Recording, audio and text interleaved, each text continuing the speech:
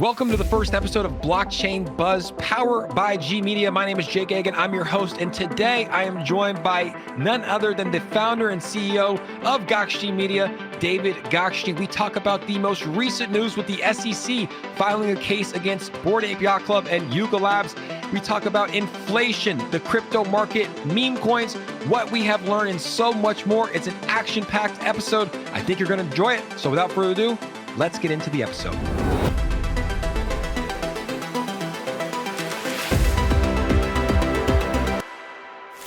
What is up, everybody? Welcome back to the first episode of Blockchain Buzz. I am joined by Sir David Gokhshtein. Sir David, not just David Gokhshtein. We added the Sir. How you doing, Sir David Gokhshtein? I'm doing good. What's going on with you, bro?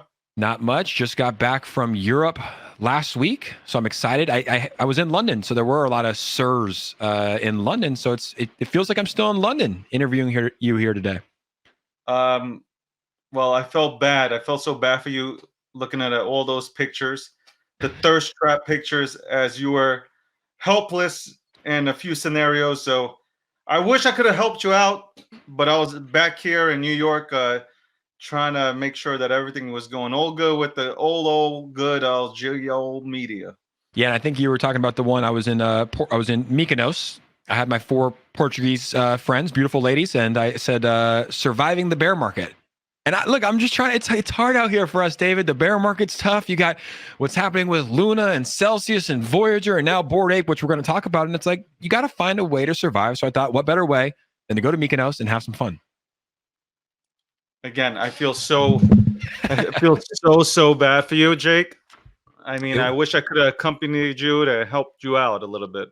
I could have used some help. I could have used some company from a fellow Jewish friend in David Gokhshtein. That would have been great. Maybe next, we don't know how long this bear market's going to last. So maybe next summer we have to take a trip, and I can use your help as well. But exciting news here, like we announced, the first episode here of Blockchain Buzz. I'm excited to be joining the G Media team.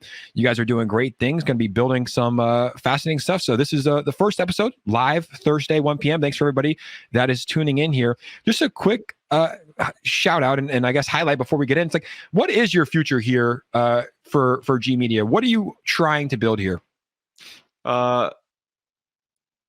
Think Ethereum, right? Ethereum has built this entire ecosystem that allows a lot of protocols to build on top of this wonderful chain that was created. And that's how I envision G Media, where talented people just like yourself can come on and build their brands, and we're here to support it. And we also at the same time provide news that is relevant, dumbed down in layman's terms, because nobody's rushing in here, that nobody who rushes into this space understands anything about C++, Python, Solidity. I mean, we can go on in coding, right? But nobody gets it. And we want to be the source that delivers the news as it comes, and we don't create a narrative. You go ahead and formulate your own opinion on this space and everything that we're reporting on. That's going to be tough, right? Because we see it in the modern news. And I'm not going to say it's going to be tough, but it's tough right now in the modern news, right? Because right now there's opinions formed everywhere, right? And I think a lot of that comes in from accepting advertising. At least we see that in America. CNN, like all these companies are sponsored by Pfizer. What do they have to do when the vaccines and things come out? They have to speak positively about it, right? They have to do their mark. So what are you really going to do to provide that unbiased news? And on top of that, is there ever news that's unbiased? Like, don't you have to somehow form an opinion or give a side, or is it strictly just straight down the middle news at all times? We call it as we see it, right? So like the entire staff, even if it's me who gets blasted, we've always said this since the start of G Media and the time that it was born. I said, I want people to report real news, and there's no left or right. It's straight down the middle. Let the people decide. And that's why I love the terminology that we are the people's news source for blockchain technology and anything in Web3. And we are Web3, like the back of our shirt say. So I'm excited. Like, I don't care about mainstream media. I decline going on a lot of these shows just because I want to report it. I want to be out there reporting the truth. the way I see it, our truth, or at least my truth. I like that. Yeah, I think it's more people are moving away, and you're finding more credible sources popping up, and I think people are attracted to that. But let's get into some of the relevant news. This came out 2 days ago on Tuesday, actually today when we're recording this, but we'll pull it up here. Breaking news: the SEC launches investigation into Bored Ape Yacht Club creator Yuga Labs. What's your hot take on this? What are you thinking? Is this all to do about nothing, or do you think there might be some serious allegations here for the SEC?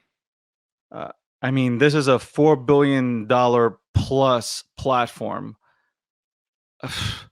I mean, this is almost like Ripple, from the extent that if the SEC goes after, if they really launch and throw a suit at the Bored Apes, they're not going against some lightweight. This is a heavyweight, protocol with a lot of famous people, a lot of connections. When did art become a security? That's what I really want to know. I want to get a better understanding of when art became a security. Help me out here. You know why nobody knows the answer to this question? Because it is so secretive, and everybody's everybody has to walk on eggshells. Nobody knows what the F they're doing. The SEC needs to provide clarity, and if they're just going to go ahead and throw suits at people and do everything by litigation, it really sucks. It really is going to bottleneck stuff in this country, the United States of America. Everywhere else, it's cool. Everywhere else, they're like this. Come on in. Yeah. We're good and we're open for business. It's only the United States of America that's bottlenecking everything. But you know what? If anything, I see more people uniting within the Bored Ape community to push it even higher. I think I could see that. I think that, when you look at the two cases and the two crypto projects that they're going after, and we can even talk about Kim Kardashian, who they kind of settled with recently, but they're going after the biggest. I feel like they're trying to get a grasp on what's happening with crypto, NFTs, influencers, and they're going after the biggest just to set examples. And I think it does have a major impact, right? We saw what happened with XRP, right? Like, you can buy it everywhere else. You can't buy it in America. It's like, it really did stop XRP from climbing up to the heights that it probably could reach. And I think they're just trying to set an example against Yuga Labs and NFTs as well, just to maybe get out some of the bad players that could be coming into the space. But I would imagine, after hearing the Yuga Labs team talk about their project, how they started, there's probably no funny business that's going on. It might be all to do about nothing, but just like the Ripple case, you can see what happens when you drag out a case for a year and a half and what it can do to crypto, what it can do to projects. And the SEC can just start a case because they want to, right? They can just do it because they can. For sure. And you know what? That's unfortunate because there's no clarity. As I go back to the word clarity again, there's no clarity. People are trying to figure out what exactly am I doing wrong and not getting an answer. Ripple went and they went to the SEC offices and asked what are we doing wrong? How do we become Ethereum? Ethereum went from security to non-security. So how can we do the same thing? And they didn't get no answers. And a few weeks later, all they got was, hey, last day of office for me, I'm Jay Clayton. I'm going to go ahead and throw a suit at freaking Ripple and have a nice day. That's not how we should be operating. We should be pioneers. The United States of America has always been pioneers in the game, especially in tech. Like, what are we doing? Why are we bottlenecking technology? It's stupid. And look, I get there are bad actors. I get it. I understand there are bad actors. There's no doubt about it. But that's like 4 to 5% of the space. The rest of these projects that have failed, they have failed because they don't have any business sense. There's a difference. A lot of these people are just getting into business for the first time in their lives, and they just fail because they don't know how to run a business. So not everything's a scam. Sometimes, just like businesses out there in the real centralized world, they fail. They fail due to the lack of real business expertise. Absolutely. It's a main thing. There's a lot of developers that should not be developers of tokens / NFT projects. You mentioned we're innovators in tech, we're innovators in business. Yes, we're innovators in everything that the government can own and get a portion of, right? Get that tax money. Right now, crypto, right now, NFTs, it's like they don't necessarily own it. Yes, you do have to report your taxes. You should if you're in crypto, because they probably will come for you later, but the government doesn't necessarily own it, right? The banks don't own your crypto. I'm sure if you have your money in self-custody, you own it. You don't have to rely on the bank, right? Like, so you own it. So I think they're just a little bit behind. They're trying to bottleneck it maybe to catch it up. They're probably releasing news to crash it a little bit so they can buy more. We don't know exactly, but we will be keeping our eyes on this. On the Blockchain Buzz, the SEC launched to Yuga Labs. Now, transitioning a little bit more, I saw you make a tweet to Charles Hoskinson, the founder of Cardano. He's a little upset at the XRP community. He's severing ties. He was a big ally of XRP. Now he's severing ties. He wants nothing to do with the community. What's the latest with that? I saw him to respond to some of your tweets. What's the latest with Charles, XRP, and where he stands today? Well, me and Charles he's gonna come on to the Gokhshtein Unfiltered podcast, so I'm happy about that. Nice. I just don't think it'll be with anybody else. He wants to do a one-on-one, which I understand. Look, this is my message to the XRP community. I think they're a wonderful community. The trolling is not gonna bring everybody to the table. Like, okay, you feel like Charles said something that was off, out of pocket.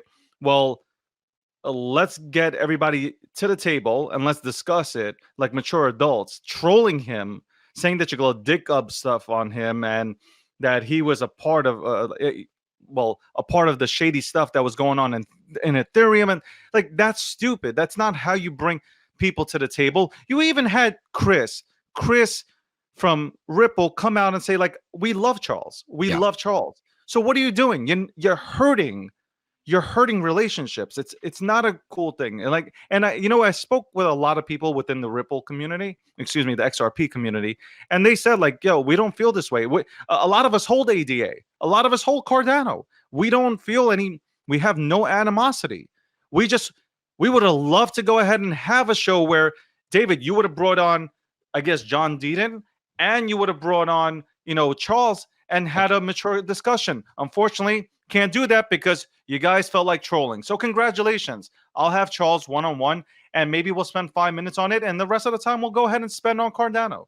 And obviously, everything that he's doing out there in DC to try to bring adoption for cryptocurrency. But yeah, we are trolling a guy who's out there, spending his time when he doesn't have to, spending his time in DC trying to explain the technology to people that hardly know how to use the internet. Absolutely. And look, here's my one question though. Who is trolling him? Is it just random people on Twitter? Is it like just people from the XRP community that are trolling him, or is it like prominent people in the XRP community? It's the maxis. It's the maxis, and like I always say, it's the maxis in every single, whether it's Bitcoin maxis, ETH maxis, XRP maxis. Any maxi in a protocol will always hurt it. Always heard it. And yes, it's dominant. It's big names, and they know who they are. They're the ones, instead of coming out and saying, guys, relax, we got to chill, relax. No. It's kerosene that's being thrown out there. It's just like, let's keep going. Well, what did you really, again, I go back to it. What did you accomplish? You just went ahead and nicked an ally. Yeah. Okay. It's not good.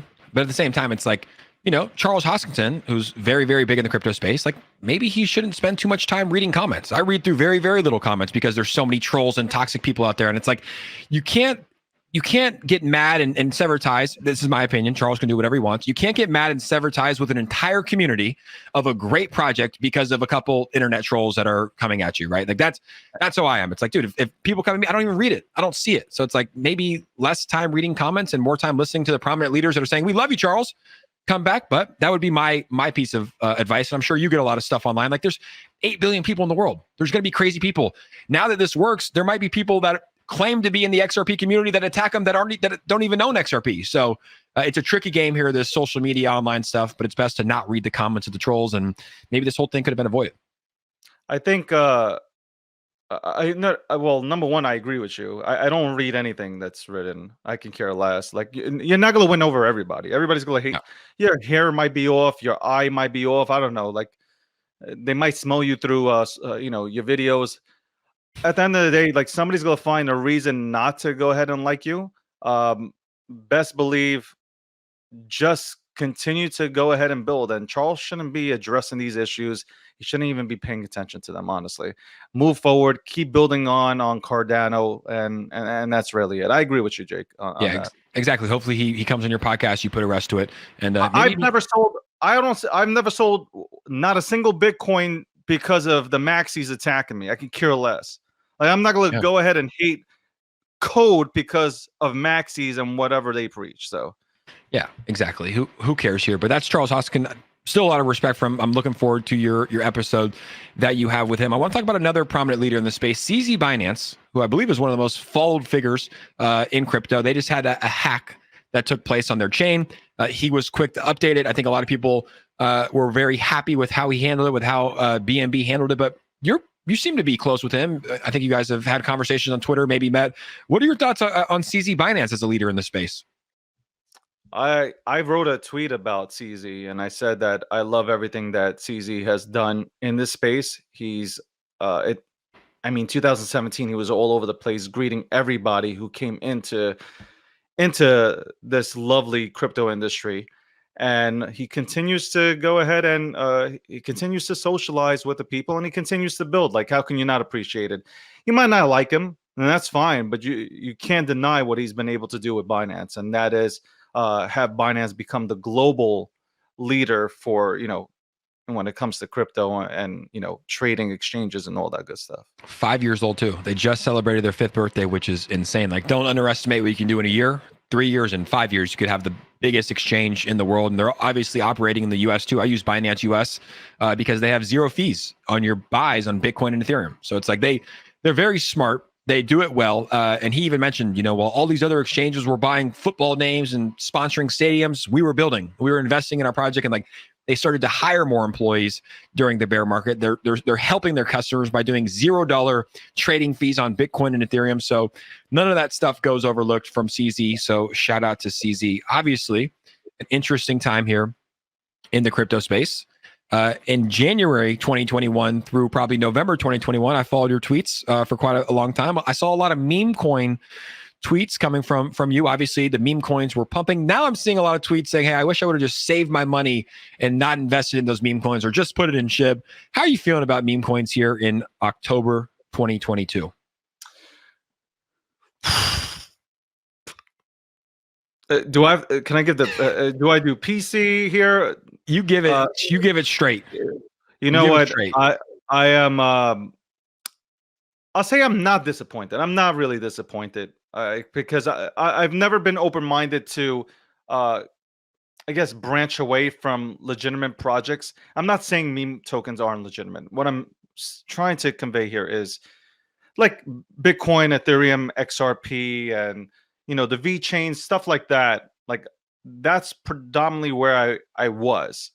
And then everybody's like, oh, well, David, be open-minded, right? And then, okay, I've been in Doge. Dogecoin was always like this fun thing to go ahead and play around with. But I do regret not getting into SHIB, because when in 2021, somebody contacted me and said, yo, you got to get into this. And I was like, nah, yeah, I'm not getting into this. They're like, no, you have to. And I'm like, nah. And with just $500, I could have been in the millions. But because of my belief in like how crypto should work and what protocols should look like, I didn't go in. And that's stupid on me. I learned a lot of lessons. But what did I do? Because of that one incident, I jumped into all these meme tokens, because there's nothing really to study, Jake. Like, there's nothing to study. Like, there's no data. I mean, you're basing all this based on a community.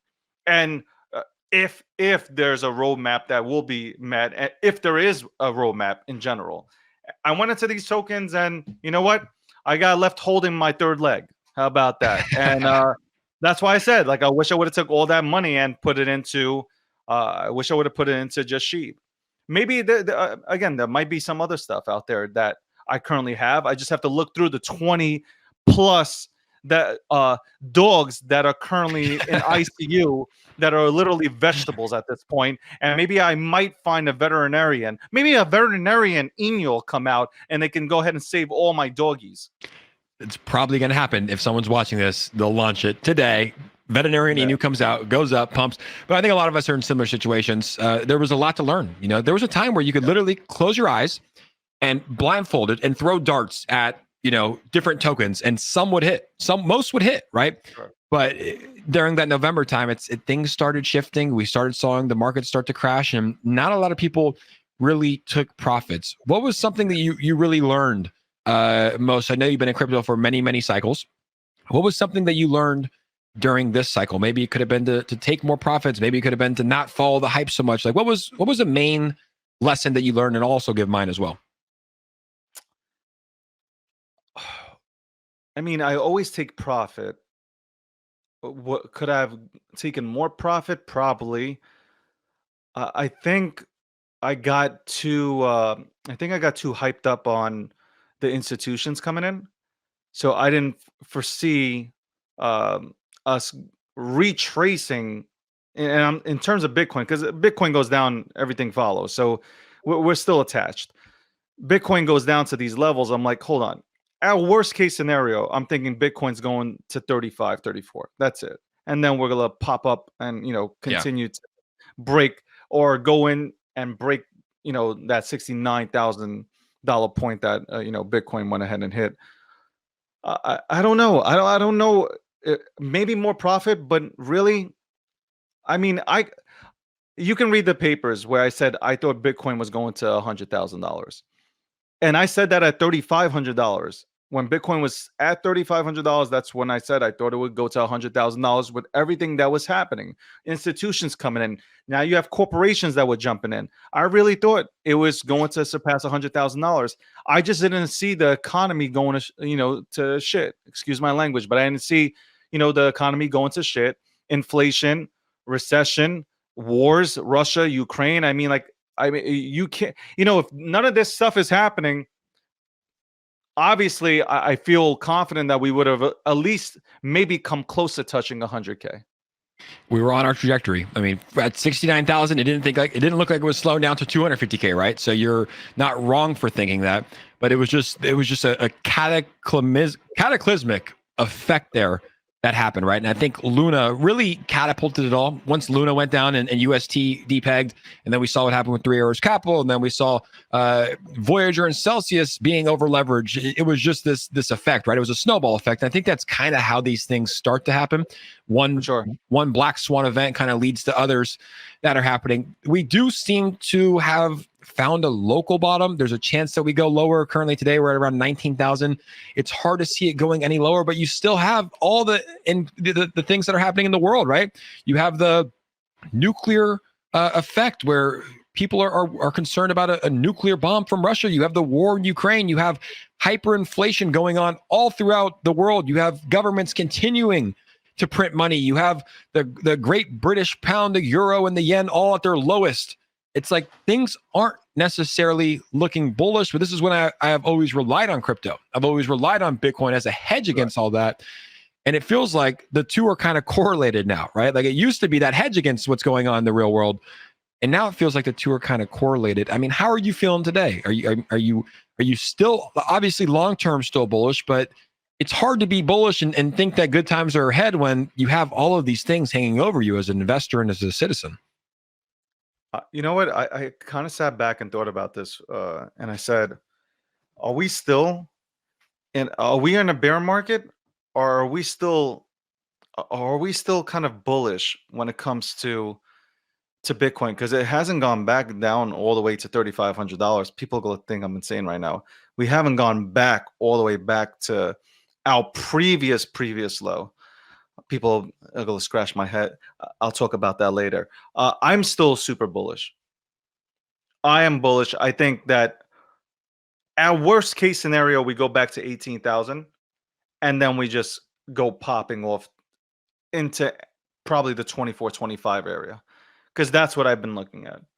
That's what I've been like. It either pops right now today, excuse me, or when is this coming Thursday. out? Thursday. Thursday will either be at 24. No, we won't be there, but we might be at 22 to 23, or we might be at 18. But I'm still bullish. I don't believe Bitcoin, by the way, is a hedge against inflation right now. I think it will become that in the future. I know I took a real right just now to talk about that, but I do believe that in the future, Bitcoin will be a hedge against inflation, but right now it's not there yet. And obviously that's been seen. I agree. I think it will be. Obviously, it's like it is a hedge against inflation because you can't just print more. There's 21 million ever that will happen, right? And I live in California, and this is probably something that you might not even know, but I checked my bank account the other day, and I got like a $350 deposit. I was like, that's strange. What was that from? I Googled, and Gavin Newsom, who's the governor here in California, him and his team decided to fight inflation by printing more money and sending it to its residents. It's beyond me, but they printed $9.5 billion more in America, in California, to then send it to residents to help fight inflation. So they're fighting inflation by printing more money. It's a never-ending cycle. Is it just because elections are around the corner and they need to print money to give money to people? Like how do our politicians think that the best way to fight inflation is to cause more inflation? Doesn't make sense. That's the way they've been doing it. Listen, we haven't had a recession in like 12 to 14 years. It's their way of, like, this is the Band-Aid. We're going to print money and we're just going to keep you afloat so you can go ahead and get some air, just a little air. And, elections are obviously coming around. So, hey, remember that time we sent out those checks to go ahead and get that, 2 or 3 nights worth of meals into you? I mean, like, California is an expensive state, isn't it? I mean, it was up to like, I think it's based off your tax bracket. It was up to like $700 to $900. So I think I got $350, but it was up to, so some people got $900, which is like, that's actually a lot of money for, the single mother that's in California. Yes, California is a very expensive state. We can't do this. We print money and there's no incentive attached to money. You can't do this. There has to be some sort of incentive to incentivize people to get up and work. And again, I'm not dissing. There are people that have tried and they've been denied. But you know what? You got to grind. Like this free money stuff, it has to go. I also, listen, me and you might not agree on this, but I've said it before already. And I've been saying this for about 2 to 3 weeks now. I don't agree with the whole, clearing student debt. It ultimately comes down to me now. I'm going to have to pay for that. I didn't, when you chose to go to college, you know what? It wasn't on me to go ahead and pay for it. I paid for my own shit. So like, I just think that all this printing, it's obviously, like I'm stating the obvious, it's horrible. It's horrible. And look what it's doing. It's a global thing now. It's a global thing. Yeah, and on the student debt note, I went to school and I had to take out loans because I lived in Florida. I went to school in California, took out loans out of state. Then I got a scholarship to Kansas, University of Kansas, to play baseball, took out loans out of state. I took out loans out of state. I had no idea. My parents, God bless them, nothing against them, they didn't have the knowledge to tell me like, hey, you're actually gonna have to pay this off later, right? But this year, thanks to crypto, I had like $32,000 in student debt. And instead of waiting on Joe Biden to save me or I just paid it all off, right? So I took the initiative to go to school, take student loans. I would probably do it different if I could redo it right now that I know that just the interest and just how tricky it is. But I ended up paying it off myself. And it's like, you shouldn't wait for the government to pay it off. It's like, if you can work your way to pay it off, do it. You're the one that chose to go to school, right? Don't wait for a handout from the government. And it's just a tricky thing. But I'm with you on that. I stand by you on that. It's like, look, you went to school, you made a decision, you should pay it off. It shouldn't be up to taxpayers to do it. And you know what? If you just recently paid it off, then why don't you get a credit? Like, what you went and you paid it off, why don't you get a credit? It's not fair for those that go and say, I'm going to school, finish school, pay off their loans, and then people that it's not effing fair. It's not effing fair. I don't want to turn this into like an hour discussion about student loans, but it really isn't fair. Yeah, it's not. And I just paid it off because the government's always promised, hey, we're gonna pay it off. We're gonna pay it off. And I think they did recently. Did they? How much did they give off? How much did they take off? Was it like 10,000? I think they paid off like 10 G's. 10 G's. I think that was the amount. I'm not sure. I think it was from, we need to do more research, but I'm pretty sure it was from like certain institutions. It wasn't like all of them, whether it was private or public. I don't know, but hey, at least, I don't know. I'm not with the whole free money thing not working. We saw how that works in America with COVID, right? I had friends that literally were making more money to just sit at home and play Xbox. And when they were able to go back in, they're like, why would I go work? I'm making $3,000 to chill. And I make $2,000 at my work to grind for 40 hours a week. So it's an issue. And I think it's one that's not resolved by printing more money. So hopefully that stops. But like you said, it's a big Band-Aid. They keep putting on another Band-Aid. Eventually, they're going to have to rip it off. Absolutely. Eventually, 100%. They're going to have to rip it off. And I think that's going to be what will probably end up being the downfall of the current monetary policy and all the currencies that we see today. For sure. I agree 100%. You can't keep printing money. You look at Nigeria. Nigeria is a perfect example of printing money. Look at their monetary system. It's effed. So we need to stop, and it needs to stop now. Obviously, they've air quotes stopped it.